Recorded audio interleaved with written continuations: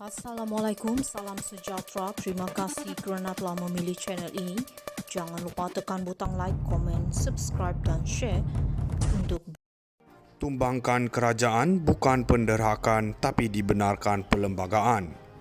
Kuala Lumpur, seorang pakar perlembagaan berpendapat sebarang peralihan sokongan kepada Perdana Menteri sehingga tidak lagi memperoleh kepercayaan majoriti daripada ahli parlimen bukan satu bentuk penderhakan kepada Yang di-Pertuan Agong. Pensyarah Undang-Undang Pusat Polisi Perdana Fakulti Teknologi dan Informatik Razak, Universiti Teknologi Malaysia UTM, Profesor Madya Dr. Muhammad Fatih Yusof berkata, pandangan itu berdasarkan peruntukan dalam perkara 43/4 mengambil kira situasi tertentu. Pandangan itu merujuk kenyataan Timbalan Ketua Pengarah Komunikasi Komuniti Jabatan Komunikasi Komuniti JKOM Datuk Ismail Yusof yang menggesa Kementerian Dalam Negeri KDN, Ketua Polis Negara dan pihak keselamatan negara untuk menjalankan siasatan terhadap beberapa individu yang didapati terbabit secara langsung untuk menggulingkan kerajaan lantikan Yang di-Pertuan Agong sebagai perbuatan khianat. Perkara 43/4 menyebut bahawa jika Perdana Menteri tidak lagi mendapat kepercayaan majoriti ahli Dewan Rakyat, maka Perdana Menteri hendaklah meletakkan jawatan Jemaah Menteri melainkan jika atas permintaannya Parlimen dibubarkan oleh Yang di-Pertuan Agong. Jika berlaku perubahan sokongan di bawah perkara 43/4, maka itu bukan satu penderhakan kepada Yang di-Pertuan Agong.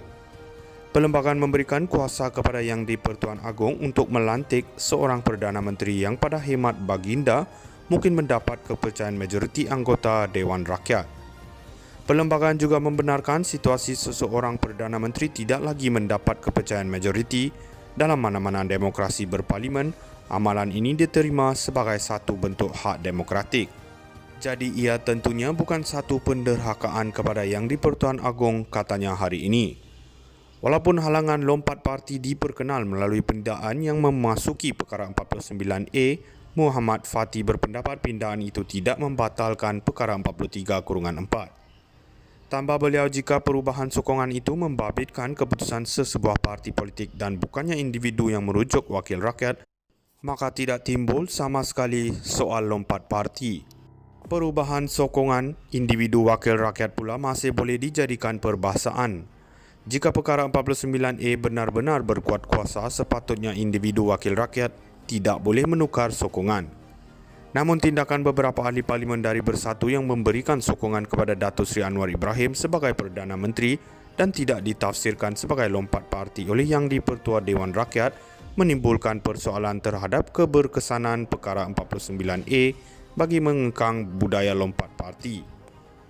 Perkembangan ini sekaligus membuka ruang bagi ahli parlimen kerajaan untuk menukar kepercayaan tanpa mengisytiharkan keluar dari parti walaupun implikasinya mungkin berbeza, ujarnya.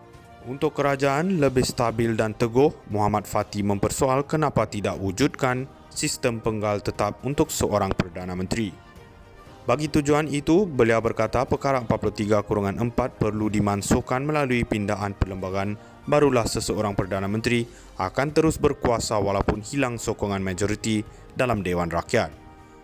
Namun buat masa ini, perlembagaan membenarkan perubahan tampuk kepimpinan negara melalui situasi seseorang Perdana Menteri tidak lagi mendapat kepercayaan majoriti.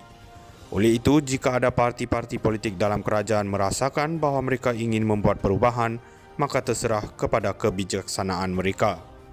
Kita mengharapkan semua pihak yang terlibat membuat pertimbangan secara berhemah dengan mengambil kira kepentingan rakyat dan negara sebelum membuat apa-apa keputusan berkaitan soal ini, katanya.